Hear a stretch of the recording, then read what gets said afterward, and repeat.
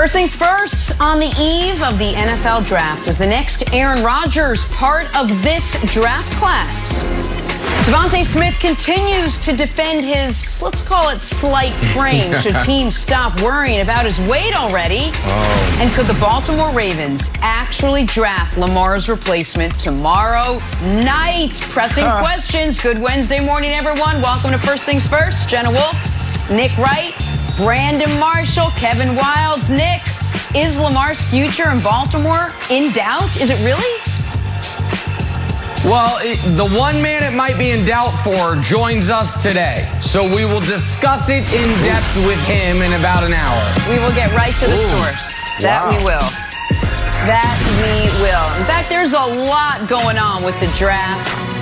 A lot of moving parts, even though it's tomorrow night already. How about this? According to a report from Albert Breer, New England and Carolina have already laid down the groundwork for a deal that would move the Patriots into the number 8 spot, potentially for them to draft Justin Fields. That's, of course, if Justin Fields, the Ohio State quarterback, ends up sliding past 5 that far. But, Nick, what do you think? Do you think the Patriots must come away with a quarterback in the first round of the draft tomorrow night?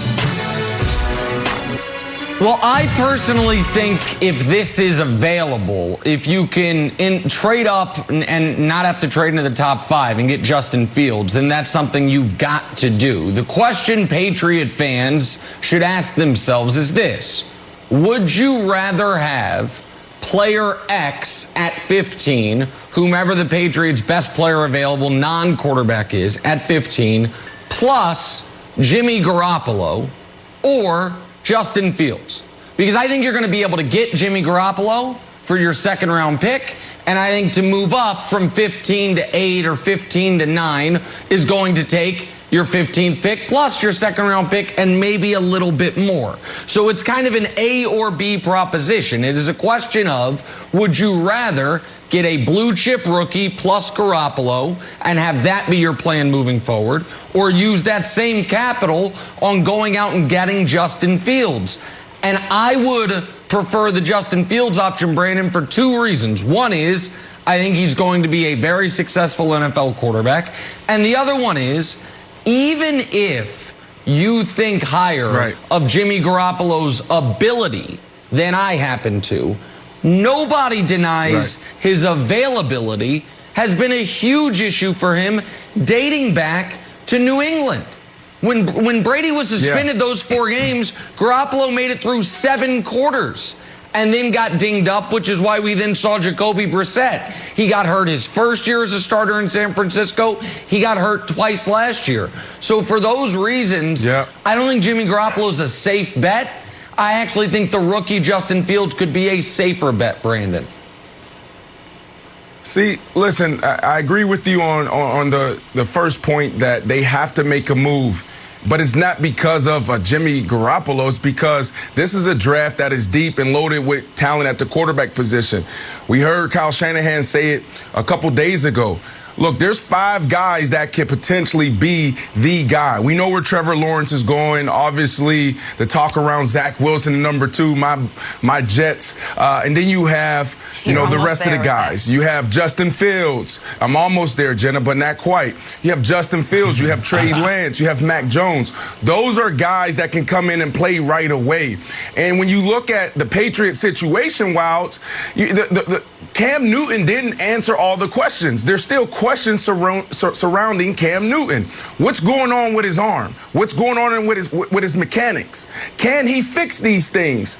We saw him produce when he was healthy and before COVID. I know for a fact that New England likes Cam Newton, and it's not some fake love story. They like Cam Newton. They made calls this offseason, like, who can help him? Can this quarterback guru get with him? Cam Newton chose to go back to his old guy, and he's working on those mechanics. But you still have to go out there and prove it. So if Cam Newton goes out there and prove it, you're going to see Cam Newton finish the season as the starting quarterback. If he doesn't, then who do you have sitting on a bench that can come in and step in and lead the team? Because right now you don't have that guy. Stidham is not that guy. So that's where you go to a Justin Fields or potential Trey Lance or even a Mac Jones, Wilds. Okay, so here's what I think, Brandon. I think Cam is a great quarterback, and I know that the Patriots love him.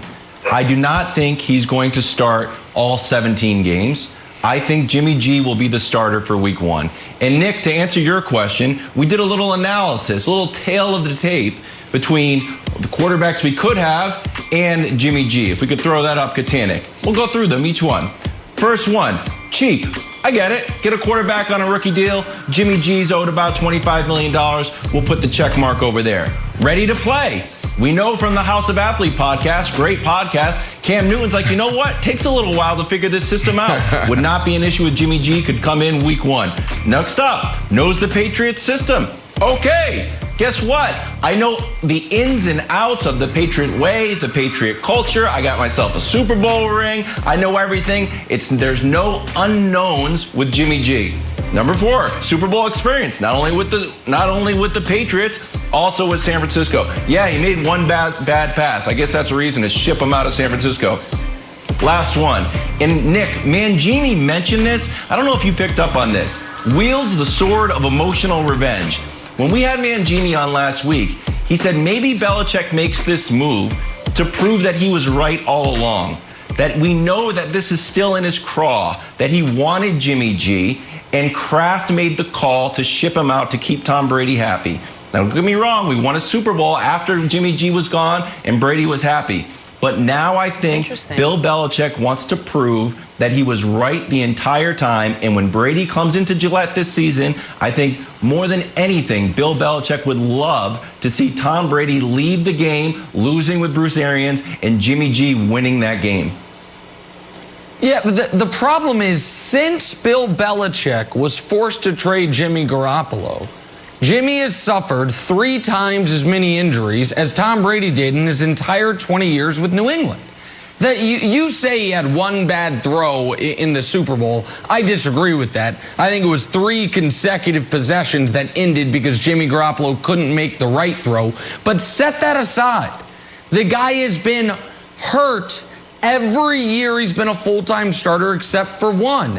Brandon, it is not an exaggeration to say the most injury-prone quarterback in football is Jimmy Garoppolo.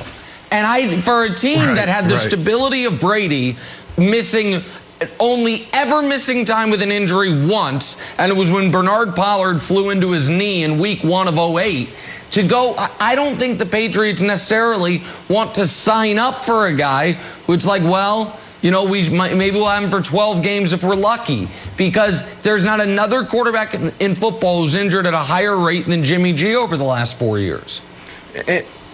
And could you imagine the headlines? It's like, well, they told you. You knew that. What were you thinking? Why would you go back to Jimmy G? I mean, you're better off going into the draft and you have a guy that can give you more time. Well, he's still a rookie. He needs to develop. We threw him in there early, so of course he's going to make these mistakes. The Patriots like Cam Newton. From the outside looking in, his problems are fixable. We're talking about mechanics, playing against the Miami Dolphins. He's not setting the protection right. Come on, Cam Newton. There's a mic. I mean, there's a wheel. There's a nickel over here. They're coming. Can you pick him up? He's looking to his left. He gets smacked, Jenna. That's fixable. Yeah, these are things that are fundamentals. You got to win before the snap. And then also his arm talent. What's going on with your arm? Cam Newton's never been a guy that threw for 5,000 yards. We need Cam Newton to come in here and just make the right throw. So these are things that they believe with the right coaching and with the right offseason, Cam Newton can be the guy this year. You could argue, though, that Cam himself has been pretty injury-prone the last couple of years, and we're hoping that it's just mechanics and not lingering injuries, because then if you don't move up in the draft, you're choosing between an injury-prone quarterback and an injury-prone quarterback, and those aren't 2 great choices. Everybody's injured in the NFL. All right. That's a great take. That's great. Time for Drawing a Blank now. According to Fox Bet, the Jaguars are co-favorites to land Julio Jones if the Falcons pull the trigger on a trade. We're hearing they've been getting a lot of calls on him, and wouldn't that be a nice little welcome gift for Trevor Lawrence? So, Brandon, the Jags trading for Julio would have Trevor feeling blank. It should have him feeling nervous, because if you're smart, then you know Julio Jones doesn't want to go to Jacksonville. Why would Julio Jones want to go to Jacksonville? Look, I'm from Orlando. You know, I've been there for a very long time. Got a lot of friends from Duval. But if you Google top cities in the United States, they're not top 20. They're not top 30. And then also, you know, as an aging player, there's a few things you're looking for. Championship and money. Well, money, he has the money. He's been making a lot of money for a long time, and he'll continue to do that wherever he goes.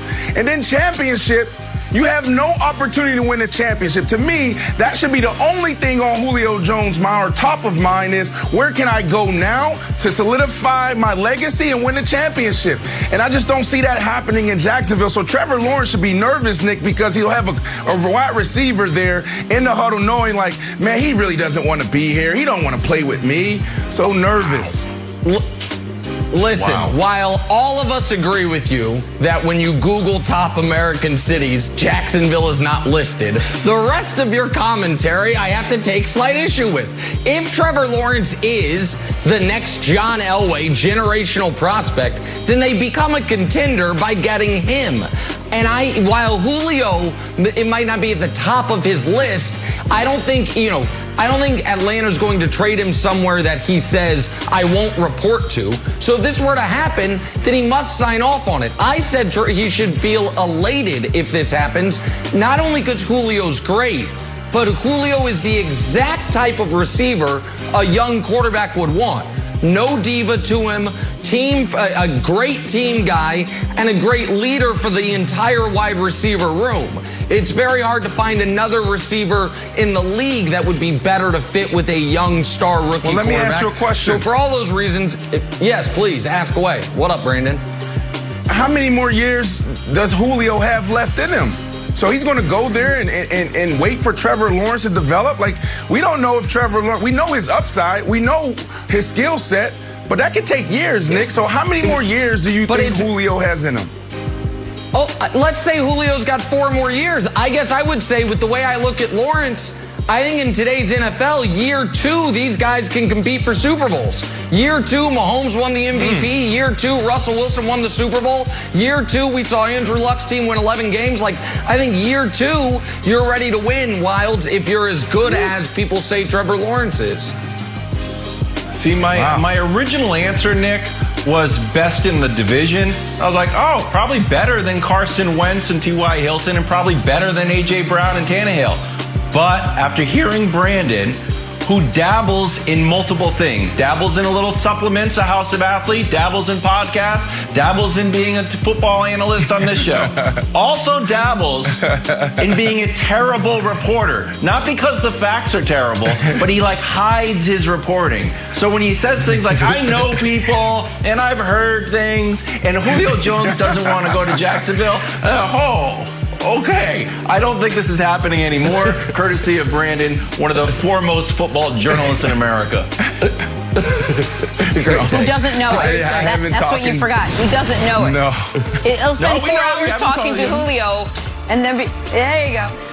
No, it's great. Let's talk more about the draft now. Heisman winner Devontae Smith continued to defend his slender frame yesterday. He said, quote, hey, we're not weightlifting. We're not bodybuilders. Brandon, Devontae Smith's response to all the talk about his weight is blank. Brilliant, absolutely brilliant. I love this. It sounded like it came from a savvy veteran, you know, that understands the media and how to approach it, you know, and listening to this dude, man, it just makes all the sense in the world because he's right. You know, LeVar was on the show last week and he talked about, well, you're 166 pounds and, you know, that's just going to, you know, be brutal for his body, etc. Well, there's a lot of guys that's 250 pounds, 300 pounds in the National Football League who come in, who look like Tarzan and play like Jane. So that doesn't matter how big you are. Can you produce? Can you play the game? And at the wide receiver position, do you have the vision? When you're coming across the middle, do you see the safety coming down? Do you feel that? Are you capable of making a move in midair? Are you capable of, soon as your feet hit the ground, can you get down or can you make a move? He's shown that at the highest level. This is the Heisman winner, Nick. 1,800 yards, 23 touchdowns in the SEC. It takes a lot to get that done. Yeah, that's all true. The only way that take could have been delivered better is if Brandon did it shirtless and you would have seen, oh, wait, they are actually bodybuilders. Oh, wait, this is literally inaccurate.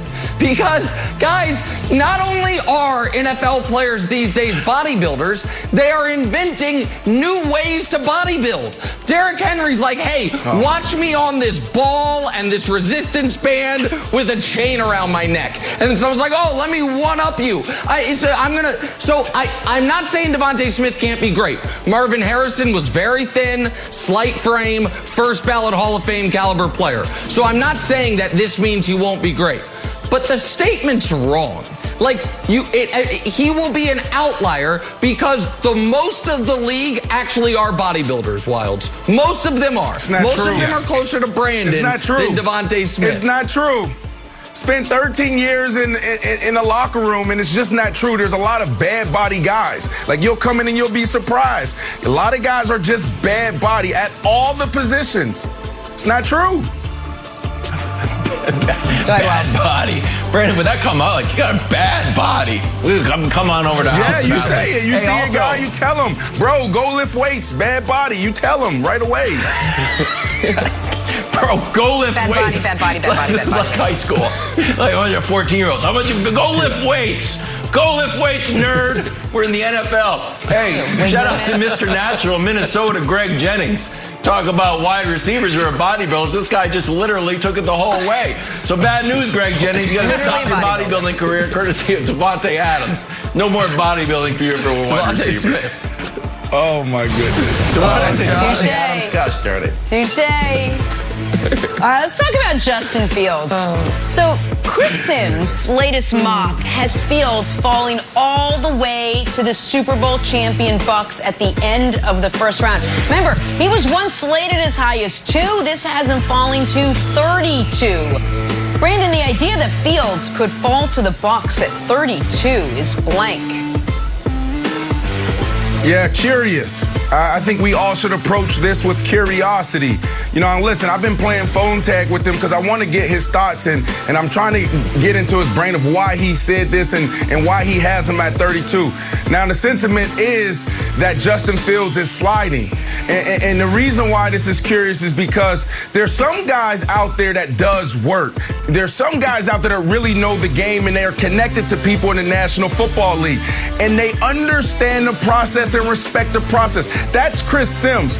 Chris Sims is a guy that, you know, has a crazy work ethic. His workload is tremendous. He's talking to everybody, and he's not just putting stuff out there to make headlines. That is not Chris Sims. He says crazy things all the time, but he believes it, and then he can back it up with points, whether you agree with him or not. So you should be curious here because this is telling me that my friend, my buddy, he knows something that we don't know, and this is alarming.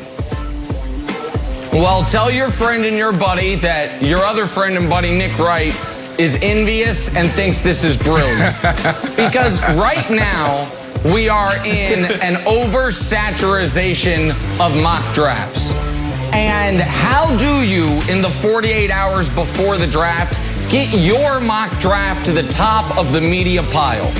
Well, you can't go quite as far as to be like, I'll tell you who the Bucs are going to take at 32. Air Bud. You remember that golden retriever? Dude was amazing. Heard Brady loves him. Like, no people will take that seriously. That's a step too far. But Justin Fields, who we started the show with, Patriots trading into the top 10 to get him. And now it's like, by the way, he might be a day 2 pick. Brilliant, Sims. Well done, sir. As a take aficionado, I respect it. We're talking about well done, Chris Sims. Okay, my answer was Bears safety net. There's no way that Justin Fields, a Midwestern guy, falls below 20. And I don't know where Kanye is right now. Maybe he's in LA, maybe he's in Colorado. But if Chicago's own Kanye West hears that the Chicago Bears are on the podium and select someone other than Justin Fields at 20, if he's available, he needs to pull the old Taylor Swift and bum rush the stage and say, I'm sorry, we picked whoever, Micah Parsons, but our real pick is Justin Fields at 20. And that will count. That will be an official draft pick if Kanye is able to go up there, John. I agree. Kanye's got a lot Between going on. Kanye and Air Bud, that entire segment just went sideways. We got to talk some basketball because the Golden State Warriors got their doors blown off from last night by the Mavericks. Ooh. Talk about the fallout in the Bay next. First things first. It wasn't pretty. Jenna, did you almost curse? Did you almost?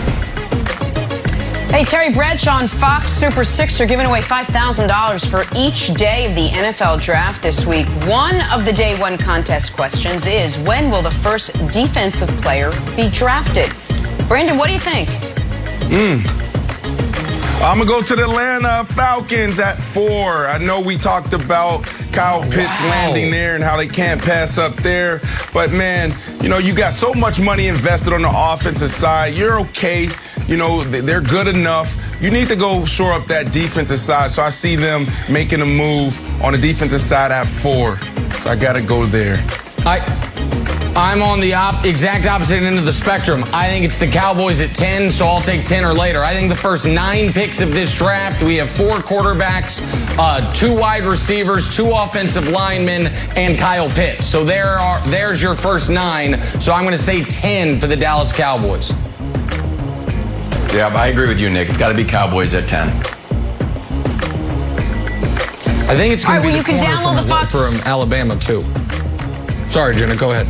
Could be. This can be fun. No, that's okay. We can still talk about it. Or I can tell you this. You can download the Fox Super 6 app. You can play for free for your shot to win. You can make sure, though, that you do tune in to NFL Network for round 1 tomorrow, 8 Eastern, to follow along live. How about we talk some NBA now? It was a rough night for the Golden State Warriors last night. They were hot, and Steph Curry was in the MVP conversation, and then they went out and got absolutely obliterated by the Mavs. What happened? They had that streak going. In fact, at one point last night, Dallas went on a 28-0 run. Say it, Nick. It ain't. That ain't great. That ain't great, Jenna. That ain't great. It ain't great. Here's Steve Kerr, who has the same sentiment as Nick does on last night's Dubs Dud. I'm not that concerned about a 9-minute scoring drought. I'm concerned about defense. I'm concerned about a level of intensity and preparation and competitiveness. That's what was missing. And I'm the head coach, so I did not have them ready to play. Clearly, biggest game of the year, and it was over before it started. So really, really disappointing. But we've got a young team. I think of the guys who are out there tonight, I think we only have 3 guys who've been in the playoffs.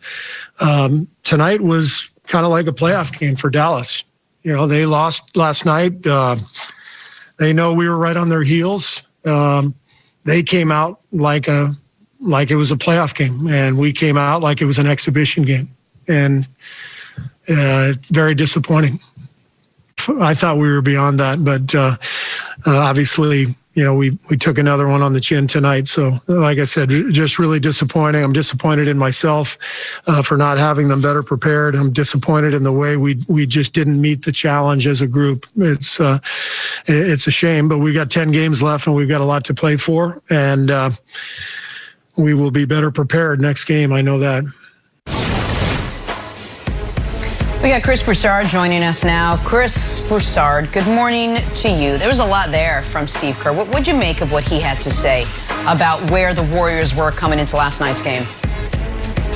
Well, I agree with just about everything he said. The only thing I disagreed with him was when he said, we'll be better prepared for the next game. I can guarantee that. He can't guarantee that because they should have been that prepared for this game. He obviously thought they would be going into it, and they weren't. So outside of that, he was right on the money. He was right to take blame on himself. Steph and Draymond, as the leaders of the team, deserve some blame as well, as do the young kids, of course, who were playing. Look, when you consider the context of this game and what was at stake, all right, you're trying to get the tiebreaker against a team you theoretically could battle for the 6th seed in Dallas. It's a team that's owned you for the last 2 seasons. It's a team that just is playing the second night of a back-to-back. You have your 3 best players, Steph, Draymond, and Andrew Wiggins. You're at home. When you consider all of that, it is worse. I forgot some stuff. You trailed by 43 at one point. You gave up a 28-0 run.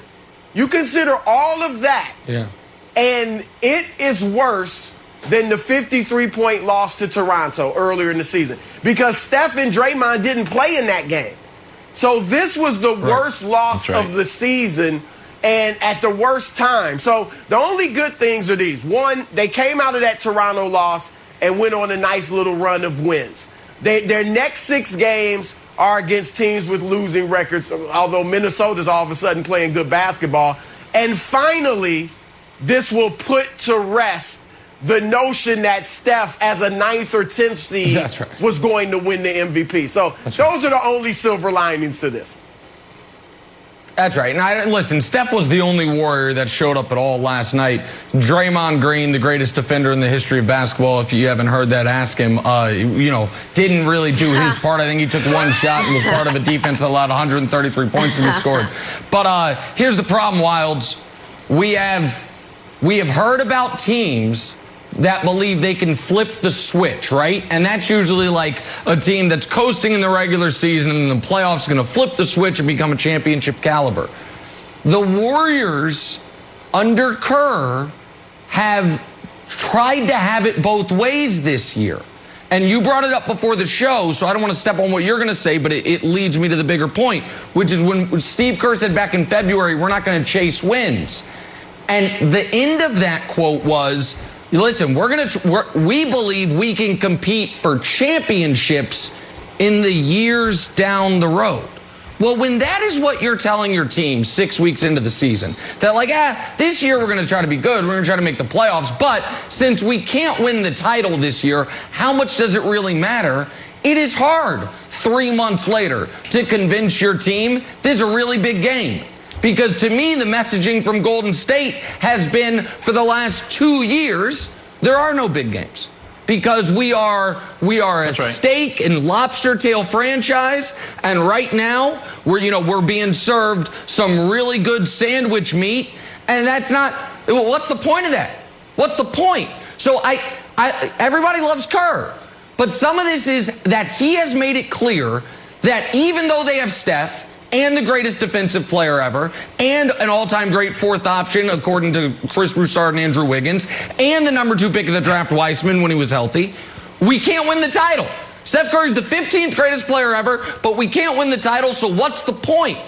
And so, yeah, it's hard in the stretch run for Wilds for guys to lock in, because what's the point? What's it matter? That's a problem. So, Broussard, do you blame them?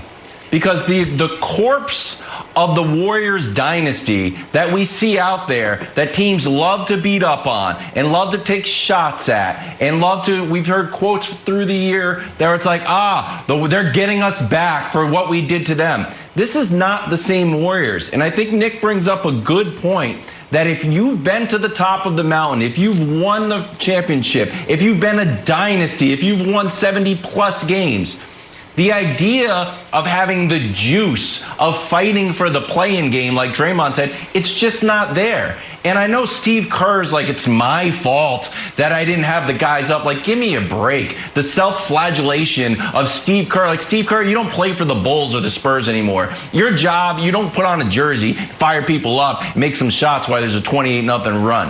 I don't think the core of this team, the mental makeup, the emotional makeup of this team is built for a rebuild. They're not Klay Thompson away. When Klay comes back, this team is not going to be a great team. They were great. I'm going to say, Broussard, you should probably think about breaking up the Warriors and everyone would be successful with another chapter rather than trying to recapture their old glory.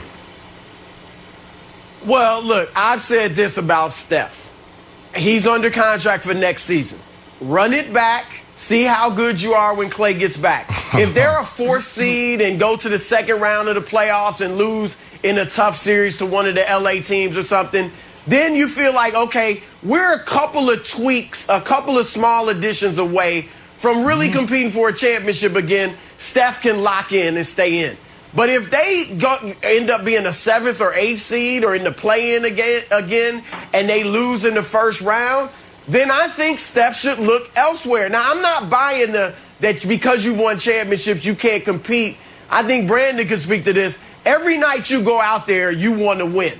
And you're just competitive by nature as a professional athlete. So I'm sure, I do think Steph is like, look, let's get in the play-in and see what happens. Let's get in and, we can win the play-in. We can take our chances in the first round. We're playing with house money. So I think they're competitive in that regard. But if I'm Steph, I would love to see him play the final 5 years or so of his career trying to win championships. He's still obviously very much in his prime. That's true. So I think the question is going to become, does he move on?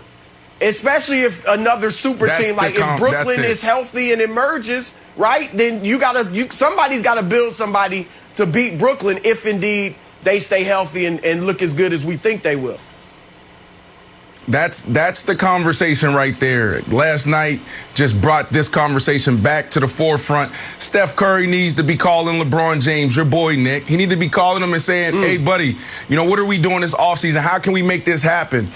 Look, if you've been watching all year, this shouldn't be a shocker, right? Like when Klay Thompson went down, everybody said, oh, it's over. Can Steph even lead the way? No, he can't. You just named the top 3 players. You said Steph Curry, Draymond, and Wiggins. That's their best 3 players. So, of course, they're going to be losing. They had one respectable run this year, and then they had the month of April, which really was just Steph's month where he just went insane. Outside of that, they are exactly what their records say they are. They're not a good team. So Steph Curry is the bigger conversation, Nick, where he needs to be looking at, you know what, I have a lot of juice. I'm maybe at the end of my prime or, right there in my prime. So, is there a situation that's better for me? I know you love, the Bay Area. You're entrenched in the community there, in the business community as well. But, man, we want to see Steph Curry on the big stage, and I don't see that happening in the Bay, moving forward.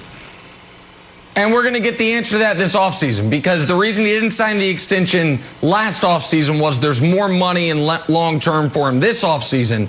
But if he doesn't sign the 4 years, $200 million they can offer him this offseason, then the Steph Curry watch begins. But I just want to say one more thing about where they're at. Like, I understood last year. KD leaves, Klay is going to be gone all year, then Steph breaks his hand, and they're like, you know what, screw it. There's a good chance to get a top pick. Our guys, after 5 straight trips to the finals, need some rest anyway. Let's reset. But that's not this year. To me, the Warriors this year are a snobbish team. It's somebody who... What's a good example? It's like somebody that talks down on Outback Steakhouse. Let me tell you something about Outback Steakhouse. It's delicious. It's awesome. Sides are great. The steaks are great. Now, is it Capitol Grill? No, but it's really good. And you've got the Warriors who are like, a 500 team, and we're going to be the 7 seed. What's the point of that? Meanwhile, a team like Minnesota is like, they're not at Outback. They're at the food kitchen. And they're like, man, please let us come there. Bring us with you once. And I think you got fans of a lot of teams that are saying, y'all got spoiled by the run. And because of that, you can't appreciate what you currently have, which is a top 5 player in the league in his prime, and you're going to make the playoffs. And I just think it's unbecoming as a whole that this year they haven't been able to lock in, because guess what? I think they could throw a scare into Utah if they were locked in, but Jenna, they're clearly not locked in. They are not locked in, which is why no one won one of your medals last night. Nor did Jaylen Brown, despite 39 and 11, but my Celtics lost to a very good Thunder team. I'm kidding, they're not good, but I needed something to salvage the fact that Boston lost. So no medal for Jaylen either. Nick, who did it better? Sorry, Jaylen Brown, but when you lose to a team that is actively trying to lose, you can't get a medal. Anthony Simons! There you go. Oh, my God, 9 straight threes to start the game. Why'd you shoot the 10th, Anthony? Y'all were winning anyway. 9 out of 10, 27 points, plus 42 in the plus-minus. Silver medalist, Giannis. Ho-hum, Giannis, nobody cares. 29, 12, and 8. There's another win, another great performance, but he won 2 MVPs, so now we're going to give it to Jokic, a clearly inferior player. Gold medalist, Luka! Luka, damn you Warriors for not competing harder. If you had, Luka might have had a 50-point trip dub, 39, 6, and 8 in 28 minutes. Oh my goodness gracious, look at Luka Doncic and look at this. I mean, what's this defense, guys? Come on, Warriors. What are you doing? What is Andrew Wiggins trying to attach to his hip? What are you doing? All right, so there it is. There's your medals for the day, Jenna. Good stuff. Wilds, who came real close? Who missed it last night? What? Well, after the show, Jenna, I'm going to take a formal petition down to the league office on behalf of Boban, the world's nicest human, or certainly top 5 nicest humans in the world, who received a flagrant 2 and was ejected last night. And look, the shot to the head, but it had no malice to it. It's just that Boban is gigantic and had a shot to the head. I do think that being super nice gets you a flagrant 1 and not a 2, so I'll be filing that with the commissioner's office shortly, Jenna. Nice, but also gigantic. We got some breaking news to send your way. Antonio Brown's got a deal to return to Tampa Bay. What does it mean for Brady and the Bucs? We'll break it down on the other side. Chris Broussard, as always, thank you so much.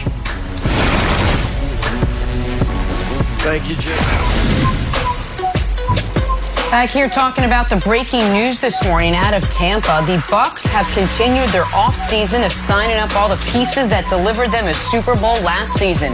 This morning, signing Antonio Brown to a 1-year deal worth up to $6.25 million. Remember, Tom Brady petitioned for AB to come to Tampa originally and pushed to get him back. He now gets his wish, and we get our wish. We get former Pro Bowl receiver T.J. Houshmandzadeh joining the conversation now. But Brandon, let me start with you first. What does AB's return to Tampa mean for Brady and the Bucs now? Oh, this means everything. This is dangerous. Go back to 2019 when he found himself in New England. They go down to Miami. His first debut, he 4 catches and a touchdown. They looked like they were just, locked in, and the chemistry was there, and they knew each other for years, and they played together for years. And then it didn't work out then, and then they cut him. They released him.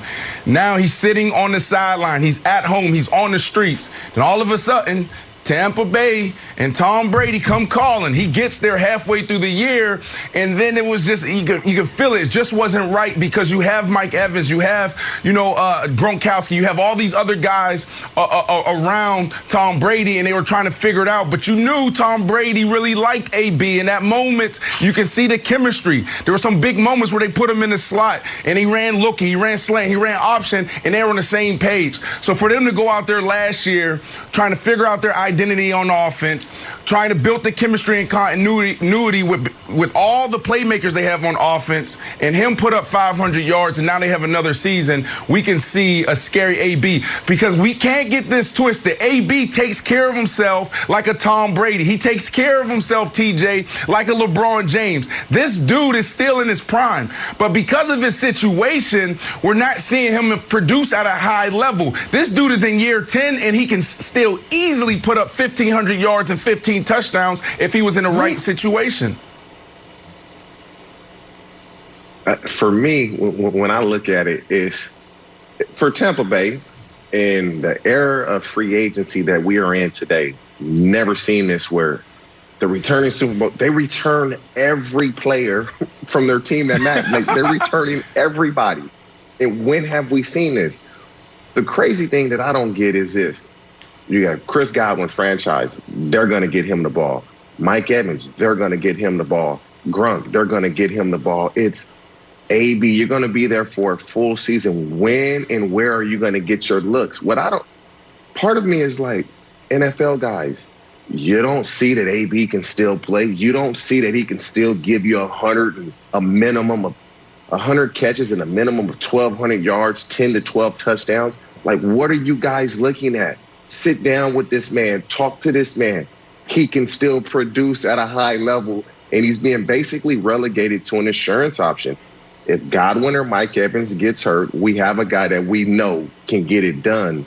But why not be that first option? And so for him, it sucks. He kind of blew it with his choices. But for Tampa Bay to be able to bring him back, we've never seen this before. Brandon, do you think, obviously Tom Brady, big winner, AB, big winner, but We thought that he might be the one guy who Tom Brady let go. It's like, go out and get your money. Right. Didn't sign for a ton of money. And we thought that maybe Russ could get him over to Seattle. Didn't happen. We thought that he'd be a good fit in Baltimore. Didn't happen. I'm personally less surprised that he signed back with Tampa Bay and more surprised he didn't get a bigger offer from Baltimore or Seattle. I'm not, because of everything Hoosh was going where he was going with the conversation. $6 million is not a lot for Antonio Brown, and it's up to $6 million, meaning that he has to earn that. I don't know what the incentives are. Is it touchdowns? Is it yards per catch? Is it games played to get the $6 million? So his base could be 3. His guarantee could be 3. We don't know what that is. We need to wait for the details. The reason why there wasn't a huge market for AB is because of all the off-the-field things. I was a wide receiver in the same boat, and it kills me because it's like, man, how much money have you left on the table? How much production have you left out there because of the choices you make? If he was in Oakland right now, Las Vegas Raiders, if he was with the Raiders right now, this dude would be making $20 million and still walking himself into the Hall of Fame. Like, this dude was a walking 100-catch season. He was a walking 10+ touchdowns a year. He was walking to 1,500 yards when we're talking about, playing with Big Ben in Pittsburgh. So it's just, that's something that we need to highlight there, is because Antonio Brown, man, is a super talent. And, man, did he blow it, just like a lot of us guys, man, just young and dumb and making terrible decisions. Whoa. So here's the thing, Brandon, and I think it's very honorable of you to, whenever something like this happens, you remind the audience and you mention that you dealt with your own stuff. I think it's a testament to your character. Yep. But also the timeline matters. Your biggest issues came early. You were able to understand them at some point, got the help you needed, and then you matured, you got your brain chemistry right, and you went on to become the best version of yourself. Antonio's issues, we didn't see them publicly at all early. And then they got bigger and bigger and bigger until he's all of a sudden smuggling an illegal helmet onto the practice field in Oakland. And everyone's like, the hell is going on here? Like, what has happened? Like, we have lost the plot. I mean, that is what went down. And so I just think, like, TJ, it is true that the talent is there, but the trust, you had 32 teams. I bet all of them at some point this offseason had an Antonio Brown part of a meeting. Like, hey, we're going down the board. What do we say about him? And not a single one trusted him with top-level kicker money. Not a single one said he's worth $5 million guaranteed. And that's the lesson for young guys coming into the league, is that you can be a walking Hall of Famer in the prime of your career.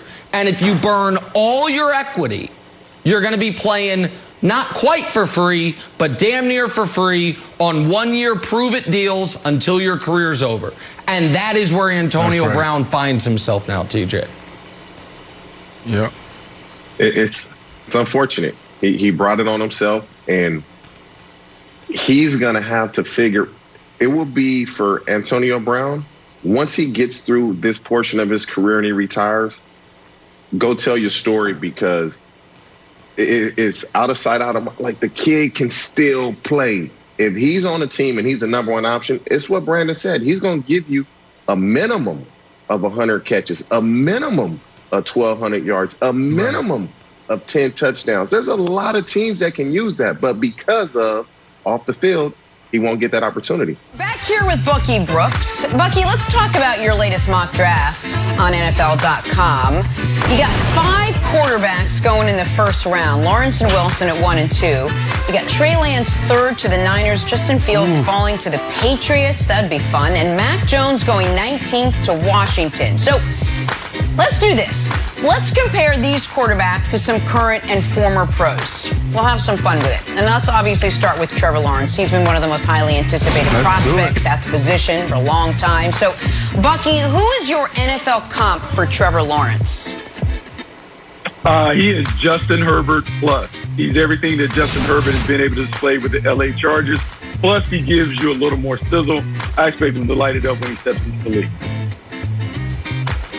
Oh, Bucky, you're so like right that, here. Brandon. But the only thing that's off for me, man, is just off the field. Justin is a little quirky. Like, remember the hair that he had? And it was just like he just showed up to the press conference, sleep in his eyes. And then a couple weeks later, you know, he came in with a shaved head, a buzz cut, and he was like, well, what happened? Look, he's like, I don't know. I just woke up and my strength and conditioning coach just said, let's shave it, and I did that. Look, these guys are ballers on the field, but off the field, this dude is a little bit different. This dude, to me, is Peyton Manning, and he's also a little bit of Cam Newton, but man, these guys can ball. I'm excited to see him in Jacksonville. It's funny that you brought up Peyton Manning because he wears number 16 because that's the number that Peyton Manning wore at Tennessee. He gets it. He's an all-time leader. He has the winning pedigree. He is going to be a thermostat leader in Jacksonville. He's going to change the culture. Let me ask you a quick question, Bucky, and this is a little off the board, so I apologize for putting you on the spot. If this trade was a third party said right before, you know, in the next 24 hours, hey, Jacksonville, you want to trade the number 1 pick for Justin Herbert? Does either team say yes to that? Do both teams say yes to that, or does only one team? Like the Trevor Lawrence for Justin Herbert, is either team interested in that? No, I think that's a push. I think the Chargers discovered their quarterback last year. I think the way that he balled out for them, I believe they're very comfortable. And Urban Meyer came out of retirement to take on Trevor Lawrence. I think the Jacksonville Jaguars and the community wants a star, and that star is Trevor Lawrence. All right, both say no. The rare both All right, good say stuff. no. Let's move on. Bucky, you got Zach Wilson as your second-ranked quarterback heading to the Jets, to Brandon's dismay. Bucky, who is your NFL comp for Zach Wilson? Okay, hold on to your hats because I'm going to compare him to Aaron Rodgers. Not because he's going to come and do those amazing Aaron Rodgers things, but stylistically, his game is very reminiscent of Aaron Rodgers. He likes to play on the move, off platform, off the script, improvisational wizard, but he also can play on touch, timing, and rhythm. He's a fantastic prospect. All right, so this was the one that jumped off for me. You know, spoiler alert, we prepare for these shows. So I know who Bucky's going to say for each one. And when I saw this one, I was like, I need to go first on it. All right. We have heard a lot about Zach Wilson's ceiling. Let me ask this. What's the floor? And not floor like he gets injured or you know what I mean? Let's assume that he has a 10-year career, that he plays. If the ceiling is Rodgers, is there a comp that comes to mind of if he only realizes 70% of his potential, or if he's not quite the guy that he appeared to be in his pro day and the magical season at BYU? I would say Jeff Garcia, longtime NFL player that has played at a high level for the Tampa Bay Buccaneers, the San Francisco 49ers, and those things. He's a mobile playmaker. He can do a bunch of different things. Look, the frame is maybe the biggest thing that you worry about because he has had some injury stuff at BYU. But when you talk to the people around BYU, toughness, athleticism, high IQ, he's built the right way. We'll see how it plays out for him at the next level. Bucky, I know we're talking about Zach Wilson, but man, I've been pounding the pavement for Justin Fields. Here we go. And that's the guy I wanted to see in New York, okay? The last week or so, I've been straddling the fence saying, you know what? I may be seeing this wrong. It may be Zach Wilson at 2. And if that's the case, then you know what? We're going to bring this out of retirement for you, okay, Zach Wilson? So if you're going to compare Zach Wilson to Aaron Rodgers, then that's sweet for the Jets. If that's what we're going to do, then that means we're going to be just fine. We're going to be just fine. We're going to be okay. We pass up on Justin Fields, who I like, and we're going to bring in the next heir apparent to Aaron Rodgers, as far as like taking it and the gunslinger playing on time. I like it. I love it. Nothing else there for me, man. I love it, Zach. You sold him. Bucky, you sold him. That's amazing. I can't believe you sold Brandon. I can't believe he's come over, but I would say this. I like Justin Fields as a player better than Zach Wilson, but if we made the comparison, stylistically, his game is more like Aaron Rodgers than that. But it's more like Rodgers. He's unique, man. I can't wait to see him in this Shanahan system. All right, Trey Lance is up next. Bucky, you've got him going 3rd overall. Who is your NFL comp for Trey Lance? My NFL comp would be Donovan McNabb. That's Super 5, because I think people forget the Donovan McNabb that entered the league, the one that came out of Syracuse running the freeze option, making big things happen with his legs. Trey Lance has that ability. When you look at Trey Lance dominate FBS competition, man, it is really spectacular. This is a big-time playmaker. Ran for over 1,100 yards. He finds a way to get it done. I know people talk about he only has 17 starts, but mind you, that's the same number of starts as Mac Jones, and people talking about him being the most pro-ready of the class. Yeah, listen, this is a good comparison. I'm glad that you brought Donovan McNabb back in the light because a lot of guys forget about how awesome he was and what he did in Philly year after year after year. We talk about going to playoffs, et cetera, et cetera. Look, here's the deal, man. You mentioned it, 17 starts. I don't think we know. I mean, this dude right here, I think a few years from now, we're going to look at this guy and say, he is the best quarterback that came out of that class. This dude's upside is tremendous. We're talking about the pop in the film room and as a leader on the field. He can do everything. I'm excited to see him at number 3, and I am convinced that that's the 49ers guy. Yeah, now when you think about him and what he did at North Dakota State, he ran a multiple offense, under center, shotgun, traditional pro concepts, quarterback run game, RPOs. He can do it all. I am saying this. I think Justin Fields would be a better pick for the Niners, but if Trey Lance goes to the Niners, look out, man. You're talking about fireworks with all of the weapons that he would have around him, plus their running game. No one wants to face this kind of offense with that kind of playmaker at the quarterback spot. All right, we touched on Justin Fields with all of these, so let's talk about Justin Fields. Bucky, you've got him sliding to 15 for the New England Patriots. Who is your NFL comp for Justin Fields? I'm really curious about this one. I feel like the most polarizing player needs to have a polarizing comp. And so I'm going to give him Dak Prescott. And I think when people look at this comp, they can be like, Dak Prescott, like, yeah, maybe, I don't know. But look, Dak Prescott was on his way to an outstanding year. He was on pace for over 6,000 passing yards last year. But if you go back and think about the Dak Prescott that came out of Mississippi State, the rugged playmaker that reminded me a little bit of Steve McNair, that's what I see with Justin Fields. Justin Fields is a certified baller. He's always been 1A and 1B when it comes to the comparison with Trevor Lawrence. And I know that he may fall down the ranks, but man, these evaluators are going to rue the day that they question Justin Fields being a star at the NFL level. What do you think realistically? Let's say that your mock is right through, and I know none of the mocks are going to be even half right because so much can change. But let's say you've got the quarterback order right, but New England has decided we're trading for Jimmy G. So New England's out of the market for quarterbacks. If he's there at 15 and they don't take him, how far do you think he can tumble? Wilds brought up the point earlier that he doesn't think he could possibly go past Chicago at 20 because Chicago has been looking for quarterback salvation since Sid Luckman was there. Sorry, Jay, forgot another Brandon friend. Aside from Jay Cutler, looking for quarterback salvation since Sid Luckman. All these Brandon friends. What's the furthest you think he could go? Because Dak went to the 4th round, obviously. I think Chicago would be the spot.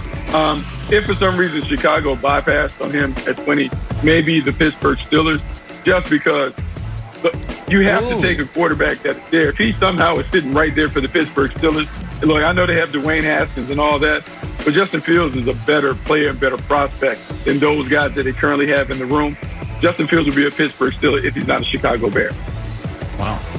Oh, I like that. All right. You got Mac Jones at 19, Bucky, to the Washington football team. Who's your NFL comp for Mac Jones?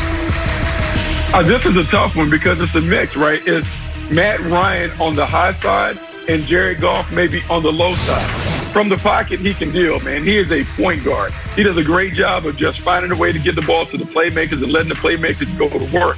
However, he's a guy that doesn't have necessarily extraordinary traits outside of the pocket. He's not the best athlete, doesn't have the strongest arm. And so the team that wants Mac Jones is basically the team with an offensive coordinator that wants to play a video game from the sideline. Mac Jones is just the joystick.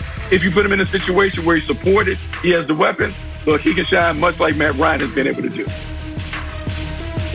Okay, so Bucky, do you actually think that works in the future of the NFL to have a non-mobile quarterback? Because I know Matt Ryan won MVP in 2016, but that feels like it's 50 years ago, and it doesn't feel like the wave of the future. Do you think Mac Jones' style of play will translate to the future of the NFL? It can, but it puts more pressure on the offensive coordinator. Instead of having the athletic guy that can make it right when the play goes wrong, now you have to be right all the time. If you want to play the game at the line of scrimmage and those things, Mac Jones will eventually be able to do that. But much like you saw Sean McVay grow tired of having to be right 90% of the time with Jared Goff, you might see some other coaches grow tired of having to do that with Mac Jones. It can work, but your margin for error is a little slimmer because you don't have the ability to improvise and have those other things go right when the play call may go wrong. All right, two things, and I've been as critical of the Mac Jones, ascent as anybody. But the comp you make here is a bridge too far, and I think a little mean. I just Googled it. Mac Jones has adult-sized hands, so the Jared Goff comp is more importantly, though, nice. I do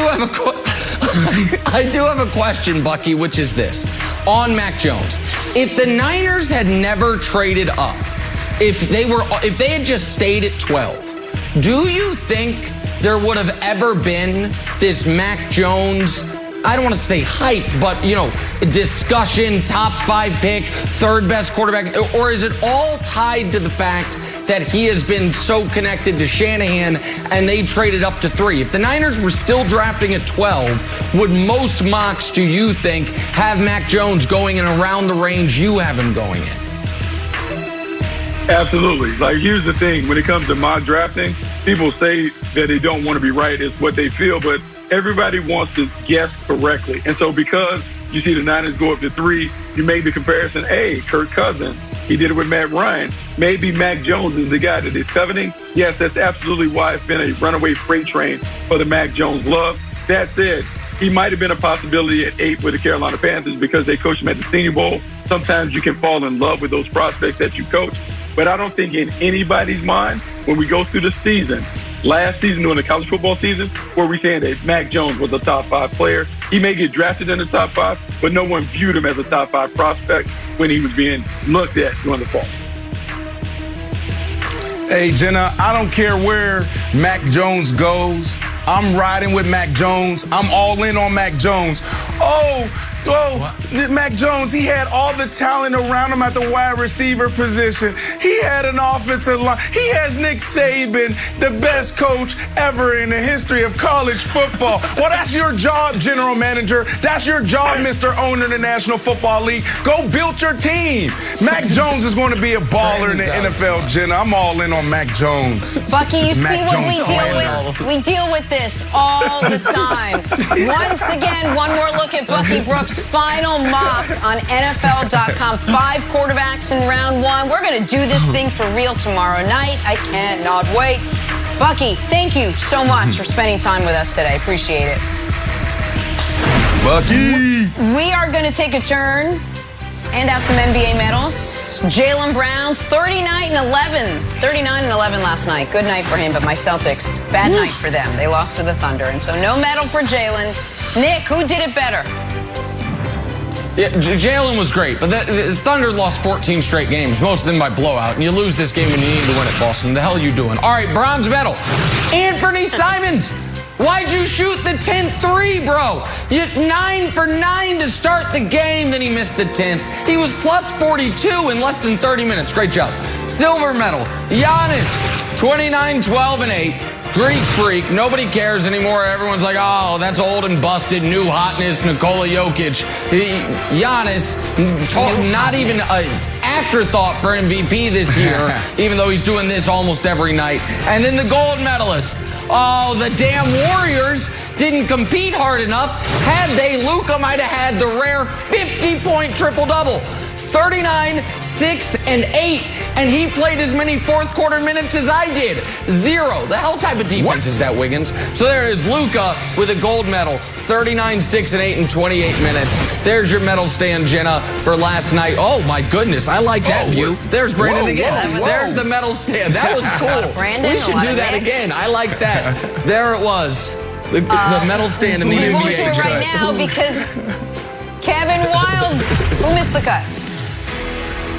Okay, new rule in the NBA. Boban was ejected last night for flagrant 2 foul. Don't get me wrong, it's a bad hit to the head. Most people get ejected. But the new rule is this. Anyone who occasionally does this, I can't even do it, makes a huge heart with their arm to show how much they love the world like Boban did in his TNT interview, can never get a flagrant 2.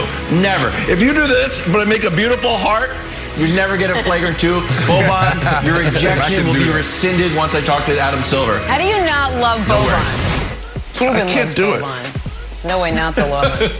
Back on this NFL draft eve, talking about the Patriots and what their plans are. They got the 15th pick. Does Bill Belichick have his eyes on a quarterback in round 1? Is he going to move up? We'll find out next. First things first.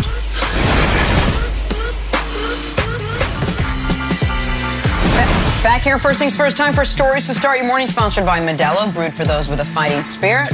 Let's talk some NFL draft. How about this? According to a report from Albert Breer, New England and Carolina have laid down the groundwork for a deal that would move the New England Patriots into the 8th spot, potentially, to draft Justin Fields. That's, of course, if Fields were to slide that far down. Another report, All-Pro corner Stephon Gilmore could be on the trading block in this scenario. All right, there's a lot here. Nick, you think the Pats must come away with a quarterback in the first round tomorrow night? Well, I think that they are choosing between trading for Jimmy Garoppolo and drafting, just whatever top player on their board is at 15, or using the pick they would trade for Jimmy Garoppolo and that 15th pick, and now Gilmore's name is being included as well, to go get a guy such as Justin Fields. I would prefer to have Justin Fields. And it's because Jimmy Garoppolo, I cannot trust him. And you might say, hey, you can't trust any college player. Okay, fair enough. But Jimmy Garoppolo has the scarlet letter of injury prone more so than any other quarterback in football. He is the most injury prone quarterback in the league. When he played for New England and had the opportunity to start when Brady got suspended for one of the many Patriot cheating scandals, he made it 7 quarters. He gets to San Francisco, his first year as the starter, he gets his knee blown out against the Chiefs. They go to the Super Bowls, 1 healthy year, and the next year, Brandon, last year, he was hurt 2 separate times and missed 10 games. And so I think it is a bigger risk to trade for that quarterback than it is to trade up to take an unproven college quarterback. And to add to it, I love Justin Fields. So for all those reasons, I think that makes a lot more sense for New England. Yeah, I mean, they got to make their move this year. This is the year to do it because you don't have your franchise quarterback. Cam Newton didn't answer all the questions last year for obvious reasons, like what's going on with his shoulder? Is it the mechanics or is he done? And then there was times where his performance slipped where we're like, why did you make that decision? I know that they believe in Cam Newton. They believe if he had an offseason, he would have played at a higher level. Now he has that offseason. They believe if he fixed the mechanics, his footwork in the pocket, and just making sure his eyes are where they need to be, he will be just fine. Cam Newton's not a quarterback that they're expecting to come in and throw for 4,500 yards or 5,000 yards. So they got to go make their move because this is a deep draft when it comes to the quarterback position. Trevor Lawrence is gone. Zach Wilson is gone at the number 2 spot, the 2 pick, the New York Jets. And then 3, you have Trey Lance. So you got 2 good options in Mac Jones, because I'm high on Mac Jones. Everybody needs to stop sleeping on Mac Jones. And then also Justin Fields. So go make your move because you got a guy that can sit there for a year, maybe a half a year, and then come in and play at a high level. Okay, I expect us to get a quarterback for a 2nd-round pick. And I expect that quarterback to be Jimmy G. And I'm taking all emotion out of it. Nick, I know you accuse me of being, in love with Jimmy G. It's not true. Let's just look at the tail of the tape. I did a basic statistical analysis of our options.